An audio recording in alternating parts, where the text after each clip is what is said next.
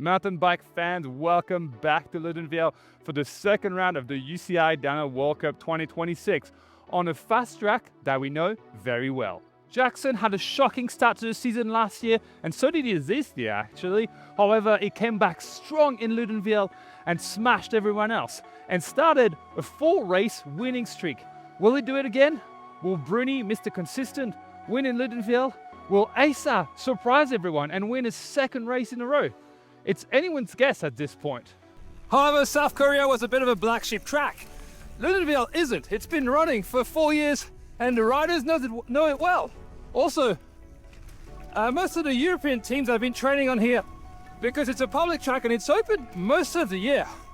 If the results in South Korea weren't that different from normal with, Loic, Loris and Mori being near the top, even if Asa was a bit of a surprise, this race in Loudenvielle should reshuffle the cards a little bit. The weather has been nothing but lovely in Loudenvielle so far. However, it's supposed to be raining Friday, Saturday and Sunday, which could potentially turn this race into hell. It's looking good. Yeah, beautiful stuff. Both of these men, they sit on the hunt for their second UCI Downhill World Cup win. 4.3 seconds currently the margin, held by Benoit Coulange, but he was fastest in the qualifier, fastest in the semi-final here. So today we're going to walk down the track.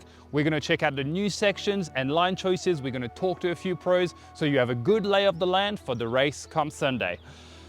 Thank you very much to Scott Sport for loaning me an e-bike for the season. That's going to make my life a lot easier. However, the series is still 100% self-funded. So if you're a brand that'd like to get involved and you see value in what I'm doing, please get in touch. And if you just enjoy the videos, you can make a donation by clicking the link down in the description. Without further ado, let's get into it.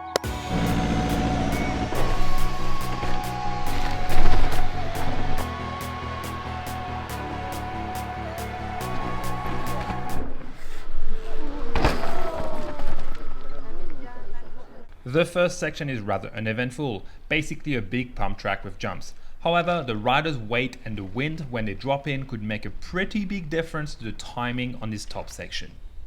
There is a couple ruts you want to get in and not get wrong though. As the track is old, they are pretty deep and touching the sidewall of your tyre on a small grass bank could mean a slide out at high speed. It is also undoubtedly the prettiest section of track. The riders then have to negotiate a couple of loose corners before getting thrown onto the road at Mach 12. Some racers apparently hitting speeds up to 75k an hour.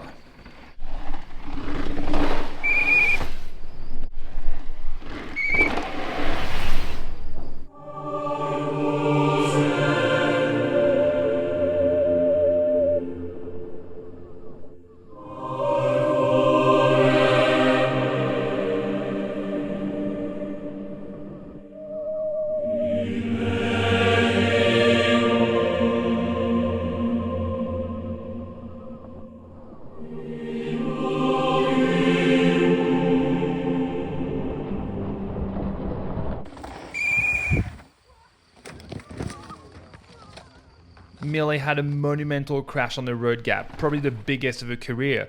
However, she was back up and running and was back on track for practice in the afternoon.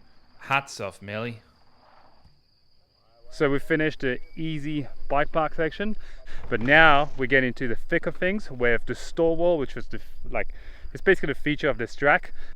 And if the stall wall wasn't tricky enough, it is preceded by a series of nasty motor whoops. Not the ideal setup for a blind 15-meter jump with a 90-degree landing. There is different ways to approach those whoops, as the Commensal boys demonstrate here. And because everybody's done it, you're kind of like, I have to do it. I think you're taking off just to the left of it, and aiming for the middle. Because the first time you're not going to get it perfect, but then after you can make it better. No break, no? I think so. After a bit of hesitation, the boys got to work. Whoa.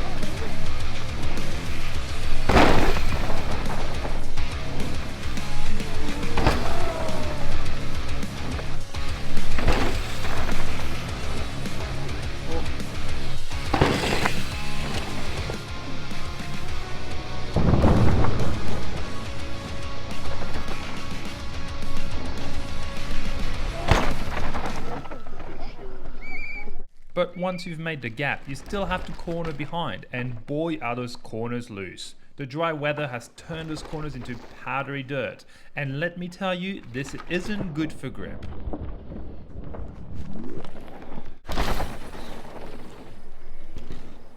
Hey Momo, how's the track so far? Woo! It's already good. Yeah, good destroyed.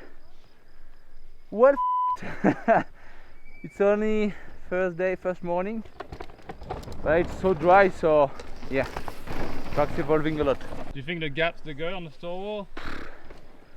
I don't know. I mean, I'm good not jumping it.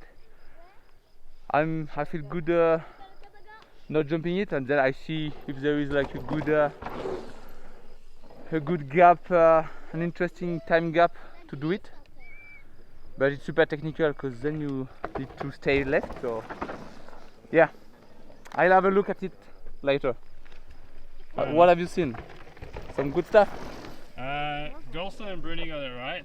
Yeah. But everyone else just overshot the shit out of it. Yeah, it's really hard. Please enjoy this very rare footage of Loic Bruni casing a jump. Following this jump, you can take the Benoit Coulange line and go high onto the grass, opening up the next corner. However, necessitating some effort and braking to get into that bank. Alternatively, you can use the Loris brute force technique and pinball through the bottom bike pipe berms. It doesn't set you up as nice for the second corner. However, it is easier and doesn't require braking on entry. It's wide open, super fast. It's not much to it, but you still need to be super precise on pumping, and the corners are like super snappy, fast, so just linking them all together. But no, it's sick. Good up there. Now it starts to get steep and a bit rougher.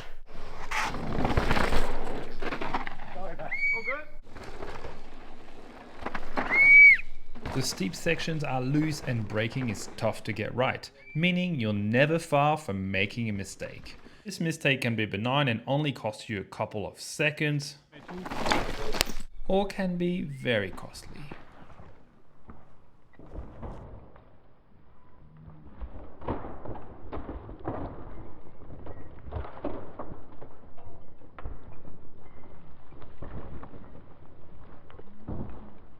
Okay, so we've made it down to this new section, and to be fair, it looks more like enduro corners than a Daniel corner. It's really slow. You get into that loam and you can go either on top of that stump or under the stump. I'm not really sure what the fastest is yet, but I'm sure the line will cut in by race day. You either go inside, but then it's hard to get into the corner, or you go outside, and it lines you up nicely for that straight line. However, you lose obviously a bit of time like setting it up. Follows the section that claimed a few victims last year, probably due to the speed riders were getting in at. You can either go low, that sets you up nicely to rail the next corner, or go high into the roots, meaning you can cut that corner altogether and hit the precarious berm on the second section of this off camber. Regardless of your choice, it's going to be very dusty and very loose.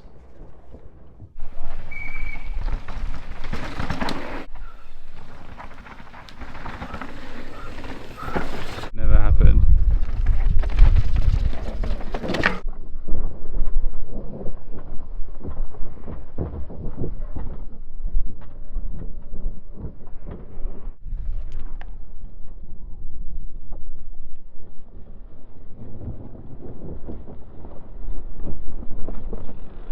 But after this dusty section, you can see behind me there's this new fresh section, and we're gonna go and have a look to see if any lines has started to cut in. I was pretty disappointed by this new section. Sure, it's nice and loamy and new, but realistically there's only one line. However, it's not because it's one line that it cannot catch out the world's best.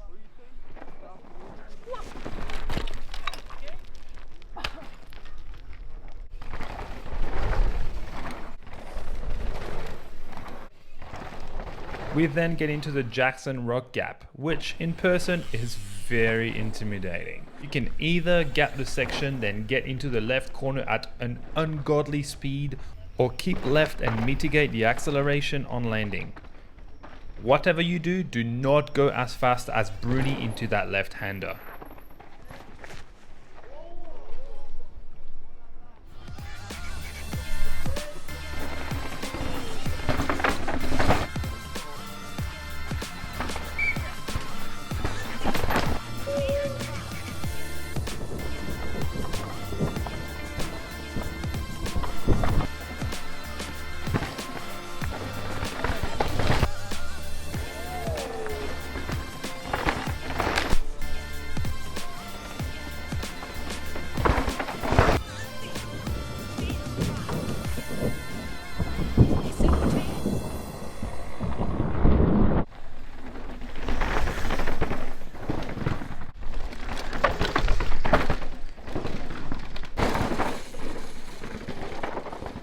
The bottom of the track is just a bunch of uneventful jumps that any decent rider should be able to clear.